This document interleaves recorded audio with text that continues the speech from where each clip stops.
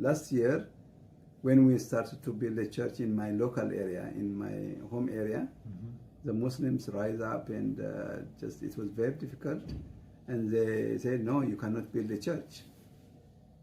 So we went to the court. Plant a church or build a building? A building. For an existing church? Yeah. Okay. So they rejected that, and all the community just rejected our proposal and went to the court. Finally, the court decided in favor of us. Okay. And but they say we will kill you. That's very difficult. Yeah, very difficult time. Last year. Just last year. Just last year. I was just going to say, so the persecution was at the beginning, but nothing else. Yeah, but now when we built a church, we had a plot of land. Me and my brother, we gave that plot of land to the church to build. Okay. Then, because of this, the Muslims were not happy, and I was also jailed for two days because of this.